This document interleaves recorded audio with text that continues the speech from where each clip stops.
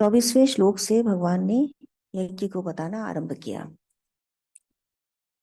ब्रह्मार्पणम ब्रह्म हवि ब्रह्माग्नौ ब्रह्मणाहुतम ब्रह्मैव तेन गंतव्यम ब्रह्म कर्म समाधिनो।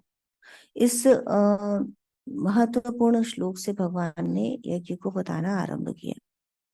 तो ये एक यज्ञ की पराकाष्ठा थी कि जब यज्ञ अपनी पराकाष्ठा पर पहुंचता है तब ब्रह्म की उत्पत्ति होती है माखन स्वरूप। जैसे आपने दूध दही बिलोया और उसमें से माखन निकला। और ये तो पराकाष्ठा हो गई, लेकिन उसके पहले क्या करना पड़ता है जिससे कि वो माखन प्राप्त हो। दैवमेवा परे यज्ञम योगिनः पर्युपासते ब्रह्माग्नाव परे यज्ञ यज्ञेनैव प्रजुह्वति। श्रोत्रादीनेन्द्रियाणि अन्ये संयमाग्निषु जुह्वति शब्दादीन विषयान्य इंद्रियाग्निषु जुह्वति। सर्वाणि इंद्रिय कर्माणि प्राण कर्माणि चापरे आत्म संयम योगाग्नौ जुह्वति ज्ञान दीपिते। तो ये श्लोक हमने देखे थे अभी तक। इसमें भगवान ने अनेक प्रकार के यज्ञ बताए कि कुछ लोग दैव यज्ञ करते हैं और उसके द्वारा तत्व में स्थापित होते हैं। देवताओं को प्रसन्न करते हुए वो तत्व में स्थापित होते हैं। कुछ लोग इंद्रियों के जो विषय हैं उनको विषयों को इंद्रियों में ध्वंस कर देते हैं, इंद्रियों में वो संयम की अग्नि जलाते हैं। कुछ लोग विषयों को इंद्रियों के माध्यम से अंदर आने देते हैं और संयम की अग्नि अपने अंदर में जलाते हैं। कुछ लोग सभी प्राण कर्म और इंद्रियों के कर्मों की आहुति देते हैं आत्म संयम के अंदर।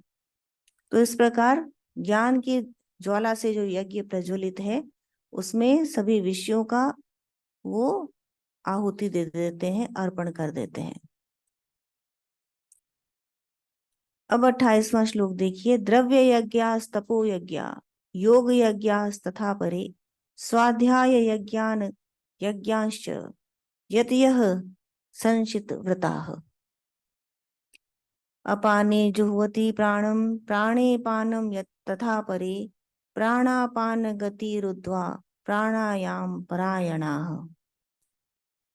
अपरे नेताहाराः प्राणान् प्राणेषु जुह्वति सर्वेऽप्येते यज्ञविदो यज्ञक्षपित कल्मषाः। यज्ञशिष्टामृतो भुजो यान्ति ब्रह्म सनातनम् नायं लोकोऽस्त्य यज्ञस्य कुतोऽन्यः कुरु सत्तमम्। एवं बहुविधा यज्ञा वितता ब्रह्मणो मुखे कर्मजान् विद्धि तान् सर्वानेव ज्ञात्वा विमोक्ष्यति। 28वें श्लोक से देखिए। अभी भगवान ने बताया था कि किस प्रकार इंद्रियों को आत्म संयम की अग्नि में और विषयों को इंद्रियों की अग्नि में ध्वस्त किया जाता है, उनके द्वारा यज्ञ संपन्न होता है। अब भगवान बता रहे हैं कि अलग अलग लोग अलग अलग प्रकार से यज्ञ करते हैं। कुछ द्रव्य यज्ञ करते हैं, कुछ तप यज्ञ करते हैं, योग यज्ञ करते हैं, स्वाध्याय का यज्ञ करते हैं। इस प्रकार अनेक अनेक यज्ञों द्वारा सिद्धि अथवा ब्रह्म को प्राप्त करते हैं। तो जो द्रव्य यज्ञ करते हैं वो अनेक पदार्थों के माध्यम से, और भगवान क्या कहते हैं कि पत्र पुष्प फल तुम जो मुझे प्रेम से अर्पण करोगे मैं उसे ग्रहण करूंगा। तो इस प्रकार द्रव्य के द्वारा यज्ञ करते हैं। अब यहाँ पर ये बात कई बार सामने आती है कि जो लोग योग में आगे बढ़ने लगते हैं, साधना में आगे बढ़ने लगते हैं, वे उनका मजाक उड़ाने लगते हैं जो मूर्ति पूजा कर रहे हैं अथवा जो फूल पत्ते चढ़ा रहे हैं भगवान के ऊपर, कि देखो उन्हें ज्ञान नहीं है कि वो क्या कर रहे हैं। अब ये चेक करने वाला विषय है कि ऐसा नहीं करना है आपको, क्योंकि जो किसी भी प्रकार से भगवान का ध्यान पूजा कर रहा है वो उसी माध्यम से प्राप्त करता है। मूर्ति पूजा करने वाला उसी माध्यम से प्राप्त करता है। किसी महापुरुष की या योगी की प्राप्त पूजा करने वाला वो भी प्राप्त करता है। क्यों? क्योंकि वो उसके अंदर सत देख रहा है। वो किस गुण की पूजा कर रहा है? वो मिट्टी की किसी जड़ पदार्थ की पूजा नहीं कर रहा है।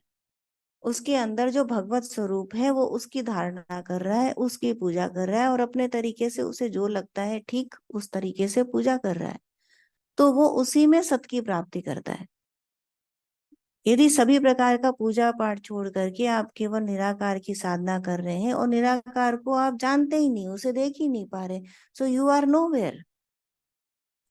तो इसलिए जिसका जो नेचर है, नैसर्गिक जिसके अंदर गुण है, वो उसी के अनुसार यज्ञ करता है। पर यज्ञ करे ये आवश्यक है।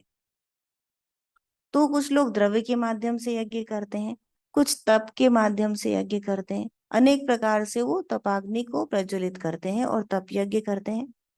कुछ योग के माध्यम से यज्ञ करते हैं, कि साधना करते हैं, योग करते हैं। और योग क्या हुआ कि दो बातों का मिलन, तो आत्मा और परमात्मा का जो मिलन है उसके लिए अनेकानेक प्रयास करते हैं। और कुछ स्वाध्याय के माध्यम से ज्ञान यज्ञ करते हैं। स्वाध्याय क्या हुआ? अपनी ही आत्मा का जो अध्ययन है, शास्त्रों के द्वारा, गुरुओं के द्वारा, चिंतन मनन श्रवण निधिध्यासन, इसके द्वारा स्वाध्याय होता है। कि पहले आपने सुना, फिर उसके ऊपर चिंतन किया, मनन किया, और तब उस पर ध्यान किया, तो ये एक निधिध्यासन की प्रक्रिया पूर्ण होती है और इस प्रकार स्वाध्याय का यज्ञ किया जाता है।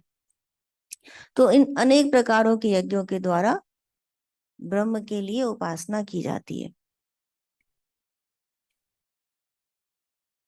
अपाने जुह्वति प्राणम प्राणे पानो तथा परे, प्राणापान गति रुद्वा प्राणायाम परायणा। अब बहुत से योगी क्या करते हैं? अपान को प्राण में आहुति देते हैं और प्राण का अपान में हवन करते हैं। अपान का प्राण में, अपाने जुह्वति प्राणम, अपान वायु का प्राण वायु में हवन, और प्राण वायु का अपान वायु में हवन। और इस प्रकार जब वो जानते हैं, सूक्ष्म अवस्था में आते हैं, तो प्राण और अपान दोनों की गति को रोक करके दोनों की ही गति रुद्ध हो जाती है और इस प्रकार प्राणायाम परायण हो जाते हैं। ऐसा कैसे होता है? एक तो श्वास प्रश्वास के माध्यम से, कि जब आप श्वास लेते हैं, अंदर लेना ये हुआ प्राण वायु, और उसको बाहर निकालना ये हुआ अपान वायु। तो जो अंदर लिया जाता है, जो कुछ भी अंदर लिया जाता है वो प्राण, और जो विसर्जित कर दिया जाता है वो अपान वायु हुई। अब इसमें प्राण का अपान वायु में हवन और अपान वायु का प्राण वायु में हवन, ये जो बात कही गई इसका तात्पर्य क्या है?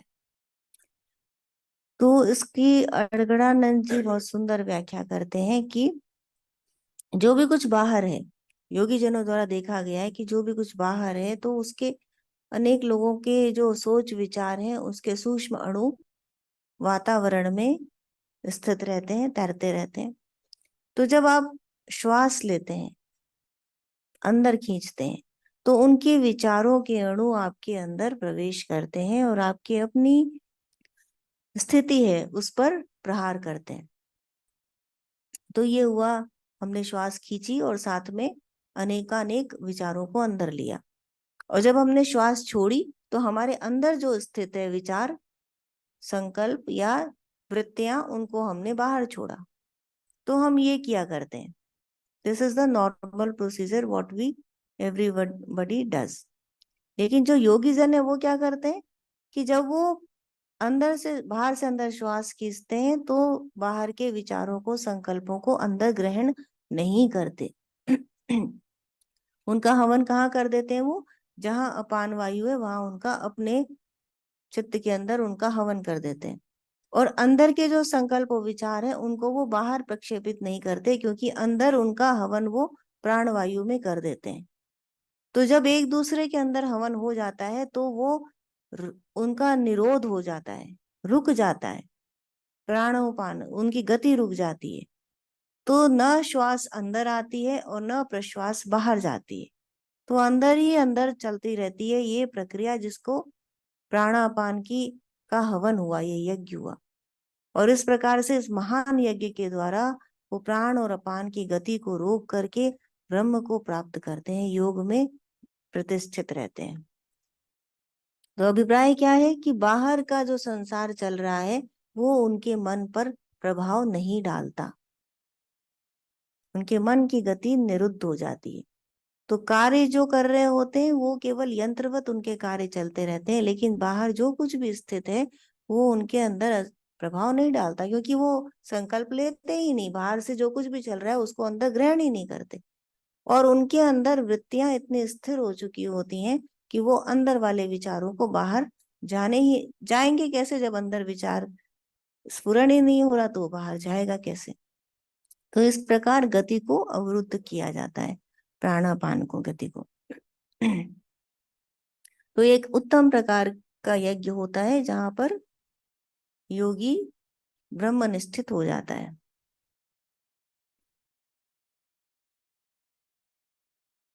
अपरे नेताहारा प्राणन प्राणेषु जुह्वति सर्वे पीते यज्ञ विदो यज्ञ क्षपित कल्मषा।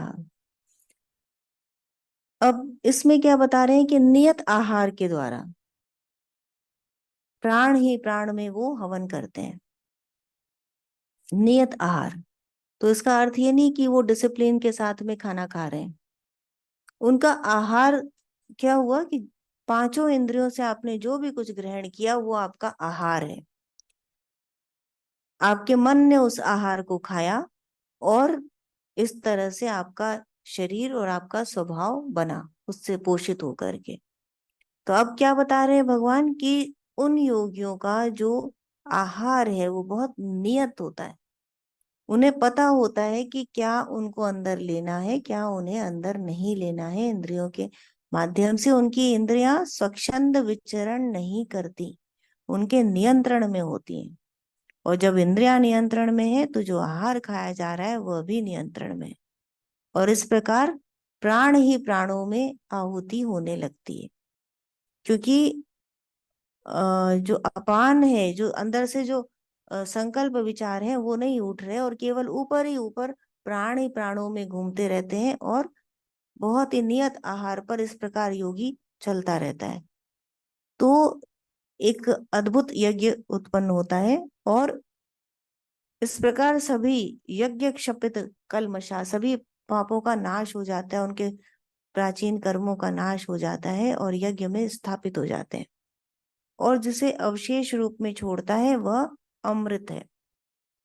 और इस अमृत को जो जान जाता है वही ज्ञान है। उस ज्ञानामृत को भोगने और प्राप्त करने वाले योगी जन क्या होते हैं, वो ब्रह्म में, सनातन ब्रह्म में उनकी प्रतिष्ठा हो जाती है। तो यज्ञ कुछ ऐसा हुआ कि जो सनातन ब्रह्म में स्थापित कर रहा है। एवं बहुविधा यज्ञा वितता ब्रह्मणो मुखे कर्मजान विद्धि तान सर्वानेव ज्ञात्वा विमोक्ष्यसे। और इस प्रकार ब्रह्म को, यज्ञ को जान करके जो यज्ञ में स्थापित हो जाता है वह मोक्ष को प्राप्त हो जाता है। अब अनेक प्रकार के यज्ञ बताए भगवान ने, और इन्हीं यज्ञों को बताते बताते कर्म भी हमारे सामने आकर के खड़ा हो जाता है कि क्या कर्म है। अब ये यहाँ पर बहुत साफ दिखाई देने लगता है। जो बात तीसरे अध्याय से आरंभ हुई कि कर्म क्या है और किस प्रकार उसकी विशेषताएं हैं, क्या आध्यात्मिक कर्म क्या है, ये अब कहीं जा करके एक साफ पिक्चर सामने आती है कि कर्म क्या है। क्योंकि भगवान पीछे बता करके आए हैं कि यज्ञ कर्म समुद्भव, जो यज्ञ है वह कर्म से उत्पन्न होता है। तो आध्यात्मिक कर्म क्या हुआ जिससे ऐसा यज्ञ उत्पन्न हो रहा है। अब भगवान ने कितनी प्रकार के यज्ञ बताए कि क्या क्या ये यज्ञ है, तो ये कैसे उत्पन्न हो रहे हैं। ये कुछ ऐसा कर्म किया जा रहा है जिससे ये यज्ञ उत्पन्न हो रहे हैं, और इन यज्ञ के माध्यम से ही परम ब्रह्म को प्राप्त किया जा सकता है। एक उपाय नहीं है, देखिए कितने उपाय हैं। तो जिसको जो नैसर्गिक रूप से भाता है वो उस तरह का उपाय करे और पर ब्रह्म को प्राप्त हो, अन्यथा ये लोक भी नहीं मिलेगा, अगला लोक तो आप जाने दीजिए, ऐसा भगवान कह रहे हैं कि यदि मनुष्य जन्म भी दोबारा पाना है तो यज्ञ करना पड़ेगा, किसी न किसी रूप में यज्ञ करना पड़ेगा। अब कर्म का क्या रूप सामने आया? कर्म यज्ञ समुद्भव, यज्ञ कर्म समुद्भव, कि जो यज्ञ है वह कर्म से उत्पन्न हो रहा है। तीसरे अध्याय में भगवान ने बताया था, याद है, कि किस प्रकार जो अन्न है वह क्षर ब्रह्म के रूप में उन्होंने अन्न को लिया, कि अन्न से प्राणियों की उत्पत्ति होती है, सभी प्राणियों की उत्पत्ति ये अन्न से होती है। और अन्न कैसे उत्पन्न होता है? वह कृपा से उत्पन्न होता है। कृपा कैसे उत्पन्न होती है? यज्ञ से उत्पन्न होती है। और यज्ञ कैसे उत्पन्न हो रहा है? वह कर्म से उत्पन्न हो रहा है। तो एक साइकिल, एक चक्र बताया भगवान ने। देखिए तीसरा अध्याय खोलिए, तब आपको ठीक से बात समझ आएगी। 14वां श्लोक तीसरे अध्याय का। अन्नाद् भवन्ति भूतानि पर्जन्याद् अन्न संभवः यज्ञाद् भवति पर्जन्यो यज्ञः कर्म समुद्भवः। इस पे मैंने काफी समय लिया था और आपको बहुत अच्छी तरह से ये डायग्राम आदि के माध्यम से समझाया था, क्योंकि ये बहुत इंपॉर्टेंट श्लोक था। यहाँ से कर्म समझ आता है, यज्ञ समझ आता है, अन्न समझ आता है। ये जो शब्द हैं आध्यात्मिक जो शब्दावली है, इसको समझना आवश्यक है कि भगवान किसे अन्न कह रहे हैं। तो जो अनाज है, गेहूं चावल, इसको अन्न नहीं कह रहे। अन्न से उन्होंने बताया अन्नाद् भवन्ति भूतानि, अन्न से भूतों की, प्राणियों की उत्पत्ति होती। और पर्जन्याद् अन्न संभव, और पर्जन्य से अन्न संभव होता है। पर्जन्य क्या है? वृष्टि। और यहाँ पर आध्यात्मिक भाषा में क्या है? वृष्टि अर्थात कृपा वृष्टि। यज्ञात् भवति पर्जन्यो, यज्ञ से कर्म पर्जन्य उत्पन्न होता है। जो कृपा वृष्टि उत्पन्न हो रही है वो यज्ञ से उत्पन्न हो रही है। और यज्ञ कर्म समुद्भव, और यज्ञ कैसे उत्पन्न होता है? कर्म से उत्पन्न होता है। जो हम इतनी देर से यहाँ यज्ञ को समझ रहे हैं वो किससे उत्पन्न हो रहा है? कर्म से। ठीक है ना? 25 श्लोक से लेकर के 30 श्लोक तक भगवान ने जो यज्ञ बताए अनेक प्रकार के, उनकी उत्पत्ति कर्म से हो रही है। और ये यज्ञ कोई वाह यज्ञ नहीं है जो आपने ईंट पत्थरों की वेदियां बनाई और उसमें अग्नि जलाई। ये कौन सी है? ये आपका जो शरीर है वही यज्ञ की वेदी है, और उसके अंदर उस यज्ञ की ज्वाला को प्रज्वलित करना है। किसके द्वारा? उचित कर्म के द्वारा। तो जो यज्ञ है वह कर्म से उत्पन्न हो रहा है। यज्ञ करने से क्या हो रहा है? कृपावृष्टि हो रही है, पर्जन्य उत्पन्न हो रहा है। कृपावृष्टि से माध्यम से क्या हो रहा है? अन्न उत्पन्न हो रहा है। अन्न अर्थात जो क्षर ब्रह्म है उसकी प्राप्ति हो रही। क्षर ब्रह्म से ही प्राणियों की, जीवों की उत्पत्ति है। और यदि जीव पुनः ब्रह्म को प्राप्त करना चाहते हैं तो उन्हें उसी साइकिल को देखना पड़ेगा, वापस जाना पड़ेगा कर्म तक। तो जब उचित कर्म किए जाएंगे तो पुनः ये जो साइकिल है, जो चक्र बताया भगवान ने, ये चलेगा उचित तरीके से। और तब उस माखन की, उस ब्रह्म की उत्पत्ति होगी, उस ज्ञान की उत्पत्ति होगी, जिसे पाकर प्राणियों को मोक्ष सिद्धि हो सकती है। तो ये अनेक प्रकार भगवान ने बताए और सामने रख दिए कि तुम्हारा जो मन है वो करो, पर तुम्हें करना पड़ेगा, नहीं तो अगले जन्म में इस लोक की भी प्राप्ति नहीं होगी। अगले लोकों की प्राप्ति तो दूसरी बात है। तो मनुष्य जन्म प्राप्त करने के लिए भी यज्ञ करना पड़ेगा। खाते पीते पैदा होते हैं, अनेक प्रकार के काम करते हैं, धन की उत्पत्ति करते हैं, परिवार की वृद्धि करते हैं, स्वास्थ्य लाभ करते हैं, किंतु अंत में सभी प्राणियों को इस जीवन को छोड़कर जाना पड़ता है। इस बात को कोई सोचना नहीं चाहता, इस बात को समझना नहीं चाहता। तो 2 दिन के लिए कहीं जाने के लिए बहुत बक्सा बांधी जाती है, लेकिन जब बहुत लंबे जाना है उसके लिए क्या तैयारी करी?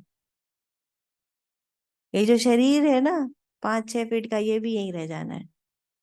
जो साथ में जाएगा क्या जाएगा, यही जो कर्म बात हो रही है, जो यज्ञ की बात हो रही है, यही साथ जाएगा, इसके अतिरिक्त और कुछ साथ जाना नहीं है। तो आध्यात्मिक कर्म करना पड़ेगा।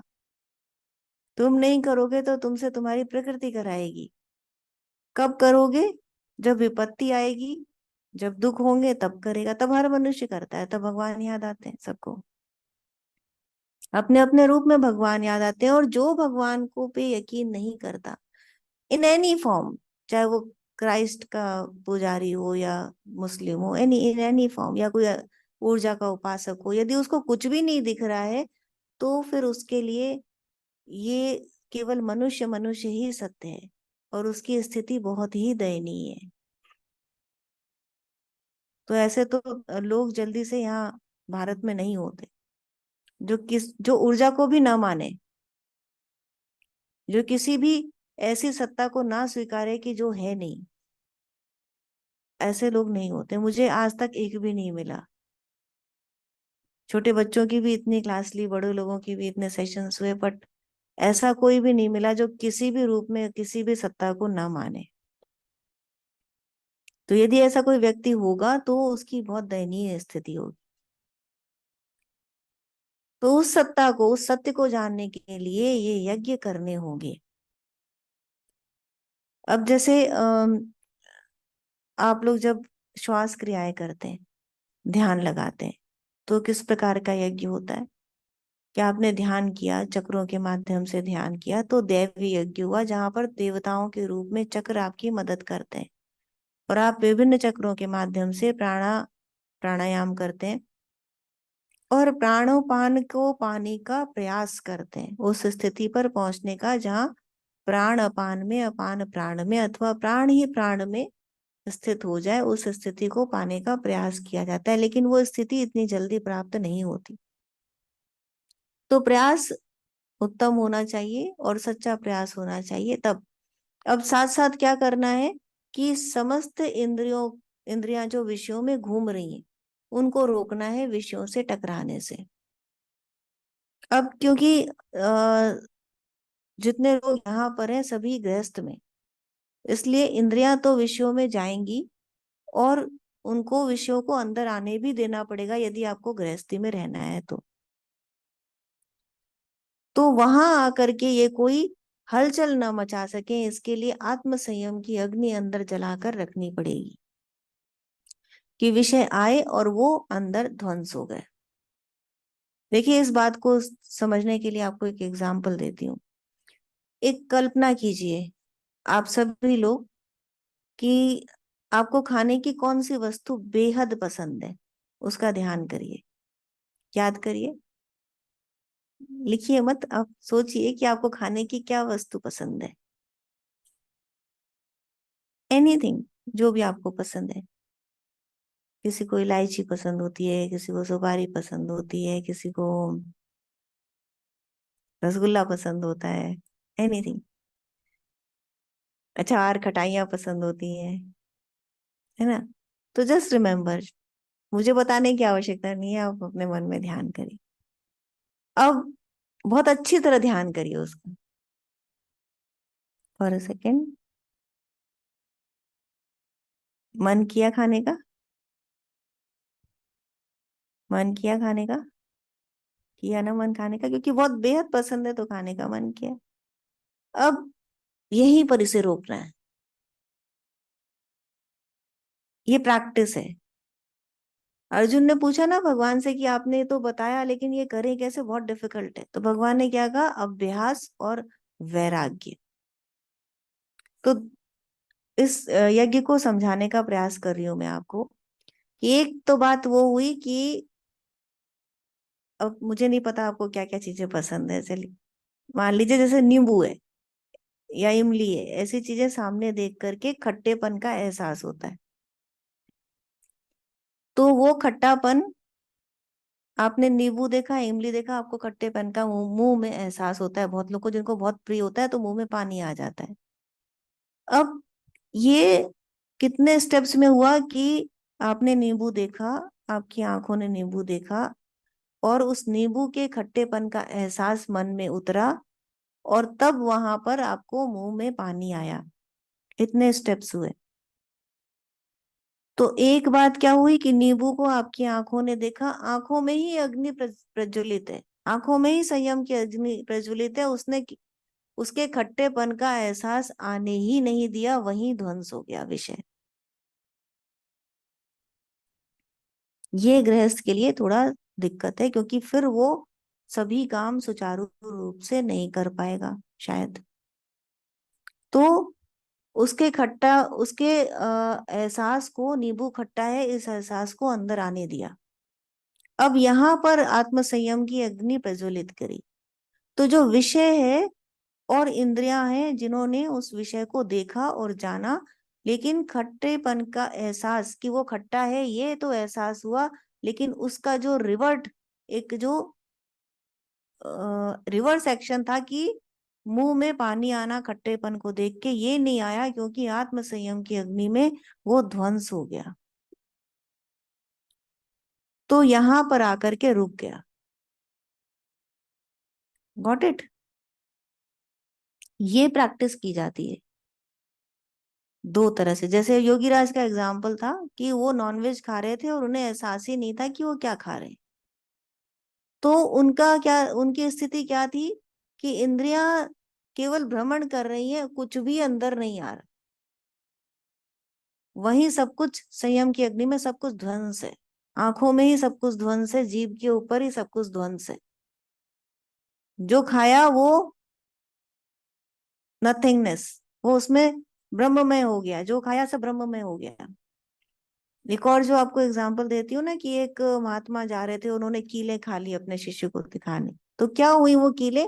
यदि कोई प्रैक्टिकली एक आदमी कील, जलती हुई कील हाथ में उठाएगा तो हाथ ही जल जाएगा, वो उतनी उठा ही नहीं पाएगा, छेद हो जाएगा हाथ में। यदि भट्टी से निकाल के कीले हाथ में उठा लेगा और उनको मुंह में रख के खा लेगा तो सब ये वहीं पर खुद भी स्वाहा हो जाएगा। पर क्यों नहीं हुआ? क्योंकि जब कीलें उठाई तो सब ब्रह्म में हो गई, वो कील भी ब्रह्म, हाथ भी ब्रह्म, ब्रह्म ब्रह्म में, उसी अग्नि में ध्वंस। मुंह में रखी तो ब्रह्म अग्नि जल रही थी वहां भी, वो उस अग्नि में ध्वंस। ये अग्नि इस तरह प्रज्वलित होती, पर वो बहुत ऊपर की बात है। तो एक गृहस्थ के लिए, एक साधारण गृहस्थ के लिए प्रैक्टिस क्या है कि आपने जो भी कुछ आपके प्रिय खाने की वस्तु है, आपने उसको देखा भी, आपने उसको खाया भी, लेकिन उसके उसके कारण जो रिएक्शन बन रहा है, जो स्वाद मन में आ रहा है, जो मुंह में टेस्ट आ रहा है, जो वो जो विचलित कर रहा है फैक्टर, वहां संयम की अग्नि जला दीजिए। तो स्थिर आसन प्राप्त हो जाएगा, कि मन विचलित नहीं होना चाहिए। एक आ, यंत्र की तरह, एक रोबोट की तरह आपने जो काम करने हैं सुचारू रूप से, यंत्र या रोबोट कहना थोड़ा गलत एग्जाम्पल है, क्योंकि योगी यंत्र या रोबोट नहीं होते हैं। पर थोड़ा समझाने के लिए शब्द कम पड़ रहे हैं, कि आप सुचारू रूप से चलते रहे, और जो जो उचित, जो जो कर्तव्य कर्म है वो आपने करते रहे, लेकिन अंदर आत्म संयम की अग्नि जल रही है, तो कहीं भी आपका मन विचलित नहीं हुआ, वो नहीं फिसला, वो नहीं फिसलेगा, तो ये यज्ञ होता रहेगा। उस अग्नि में विषयों का ध्वंस होता रहा, कामनाओं का ध्वंस होता रहा, डिजायर्स नहीं बनी, और एक दिन ये स्थिति आ जाएगी कि जो मिल गया खा लिया और खुश हैं। यदि केवल डिसिप्लिन करने की कोशिश करी खुद को, तो मन में गांठें पड़ती जाएंगी, कठोर व्यवहार हो जाता है उन लोगों का जो बहुत कड़े व्रत धारण कर लेते हैं। बहुत ज्यादा कठोर हो जाती है उनकी प्रवृत्ति, जो बहुत अधिक डिसिप्लिन पे चलते हैं। पर यदि ट्रांसफॉर्मेशन हो रहा है, there is a difference between discipline and transformation. तो यदि ट्रांसफॉर्मेशन हो रहा है, यदि आत्म संयम की अग्नि जल रही है, यज्ञ जल रहा है, तो उसमें ध्वंस होती जाएंगी कामनाएं, इच्छाएं, और एक उन्नत स्वरूप सामने आएगा, एक प्रसन्न, एक आनंद स्वरूप सामने सामने आएगा, जिसे आवश्यकता ही नहीं है, जिसे कामना ही नहीं है, जो सामने आया कर लिया। अच्छी अच्छी चीजें खाई आई सामने तो ऐसे खाएंगे आप कि सामने वाले को लगेगा कि अरे वाह इसको बहुत पसंद है। पर आपके अंदर संयम की अग्नि जल रही है। It's about you and your self, not about others. दूसरे को दिखाने के लिए कुछ नहीं करना है, ये सब सिर्फ स्वयं के लिए है। आप आंसरेबल हो अपने आप से, दूसरे से नहीं। जो भगवत स्वरूप बैठा है वो आपके अंदर बैठा है। और आप देखेंगे कि कभी कभी आप फिसल गए, जो हो जाता है। जब तक कोई भी जीवात्मा स्थित प्रज्ञ नहीं हो गई तब तक फिसलन जारी रहती है। हम इतनी जो स्टोरीज, जो कहानियां सुनते हैं पुराणों में, वो इसीलिए सुनते हैं जहाँ बड़े से बड़े मुनियों को हम देखते हैं कि कोई अप्सरा सामने आ गई और विश्वामित्र भी फिसल गए। तो ये कहानी केवल इसलिए है कि जो मुनि है, जो योगी है,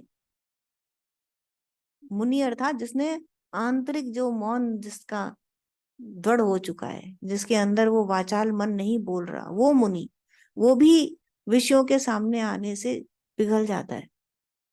तो वहां से भी स्थिति नीचे गिर सकती है, क्योंकि ये माया है, ये माया का आकर्षण है जो किसी को भी अपने जाल में खींच सकता है।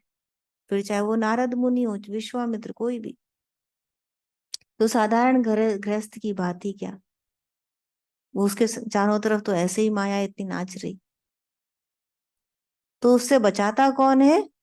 वही नारायण, जिसकी ये माया है। तो इसलिए निरंतर यज्ञ को पकड़ कर रखना है। इसीलिए जप दिया जाता है, नाम दिया जाता है भगवान का, कि उसे पकड़ के रखिए निरंतर। जैसे कोई व्यक्ति गहरे गड्ढे में गिरा, लेकिन उसके हाथ में एक रस्सी है। गिर तो गए, लेकिन इस रस्सी के माध्यम से, वो रस्सी पतली सही लेकिन वो इतनी मजबूत है कि आप जब प्रयास करेंगे आप बाहर आ जाएंगे उसकी सहायता से। तो वो जो जप है, जो नाम है, जो साधना है, वो यही है कि उस चक्र को निरंतर चलाते रहिए, उसको छोड़िए मत, वही आपको बाहर निकालेगी। जब जब आप गिरेंगे आपको वही बाहर निकालेगा, वही नारायण बाहर निकालेगा, वही परमात्मा बाहर निकालेगा।